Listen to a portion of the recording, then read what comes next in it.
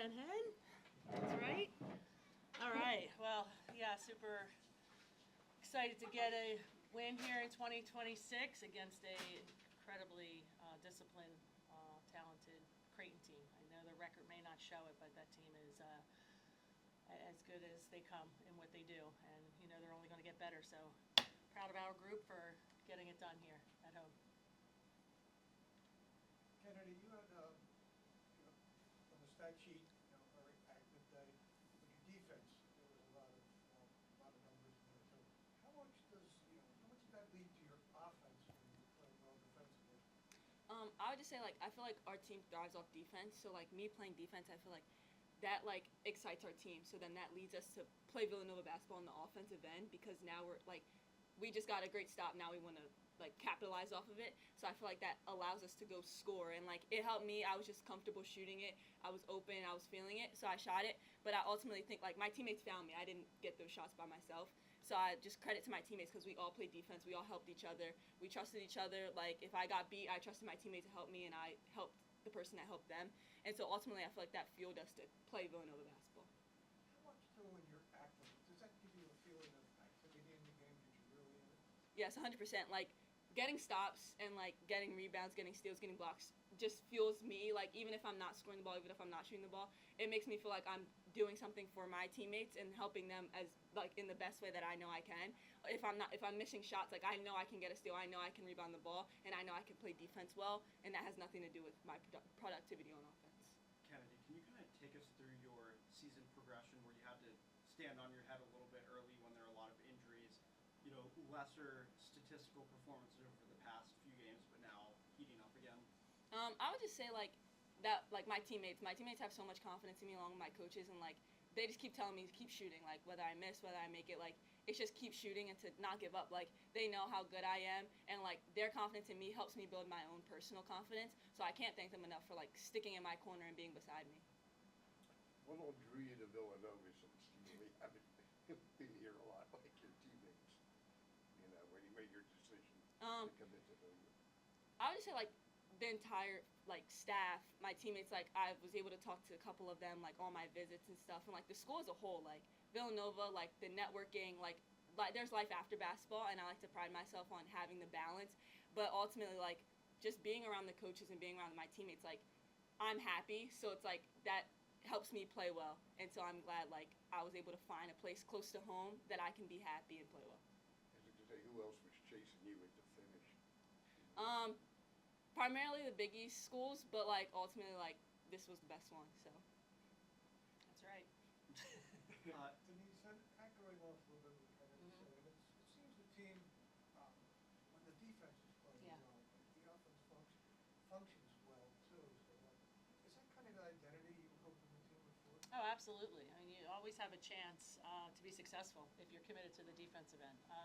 A big piece, as Kennedy's here with us, you got to recognize, I said, she's a stat filler. She just impacts the game in all ways. We see it at practice, see it at games, but going back to the recruiting process, I said I'd walk into open gym, and Kennedy would always challenge herself with picking up the best player on the other side. AAU, the challenge her coaches gave her within high school ball. She was always willing to guard the best player. Didn't matter. It was a post player, perimeter player, shooter. So just that versatility, I think she has it certainly on the offensive end, and that shows why she fits Villanova basketball. But it's the biggest piece is on the defensive end. And when a freshman comes in with that mentality, obviously there's a reason why they're on the floor from the start. But it's across the board. It becomes contagious. I think Jazz sets the tone up at the one there, picking up the pressure. Danae is one of the better defenders you're going to see in the game, just that activity that she has. But it is team basketball, and if they're willing to play together, really good things happen. What helped in that 22-3 run where you guys kind of took control of the game? Obviously, Brian had Yes. 14 points off the bench, but can you kind of speak to Exactly. I thought we did a better job. It wasn't a lack of recognition from the beginning. We knew Creighton could shoot the basketball, but I think it was the understanding of how deep they could shoot the ball. We were allowed enough space for them to be comfortable. They're going to shoot the ball, at the NBA line, so you got to be out there and you got to guard it. So I thought we made that adjustment because they made shots early and they were feeling it. But I did think we at least turned up the defense a little, created some offense. Danny coming into the game, knocking down that three was really big, kind of settled things. Ryan Allen, as we said, continuing to hunt her shot, but her teammates are looking for her as well. So it just kind of settled us in, and able to tie it up there at the end of the first quarter. And then you go into the second quarter, and it was just a little bit more ramped up with what we need to do defensively to create some offense. After the wobbly 2-2 start, for lack of a better word, it would seem on this run, because South Tenn's pretty, West Virginia the key, and the size of that win that really kick-started this thing. Oh, absolutely. You looked at it. We talk a lot about the teams that we have played, and then preparing for who is next. And to your point, we played two great teams that we lost to here against Fairfield and Princeton. Teams that run a system, run a style that we weren't ready to guard as a unit, 5 of us together out on the floor working together. We get to that West Virginia game, and it was just like a different mentality of like, okay, whatever it takes. And the whatever it takes mentality led to results. I thought our defense was really disruptive. Offensively, we were in a flow. We were hard to guard for them. Everyone was sharing the ball and moving. I think that was the first where it was eye-opening, like, oh, this is what we're looking to do, and we can do. And they've just continued to work each day to get a little bit better. Similar to that, big picture, first time you guys have beaten Creighton since March of 2023, 10-game winning streak for the first time since 2022, 2023. Just kind of how do you feel about where the team is right now? And also going off of that, how much does this win against Creighton kind of do for you guys moving forward in Big East play? Just said a team that has been very gritty over the last few years. Yeah, absolutely. It's interesting, both stats. Interesting to hear, but it's about this group. It's the one game at a time mentality. It's really one practice at a time, continuing to try and move the needle. Not getting caught up in where we are. It's just continuing to try and get better each time. The recognition of what we can do, and they all know that the expectation is just that. They've shown us their ability individually, collectively, and we're going to continue to try and get it out of them.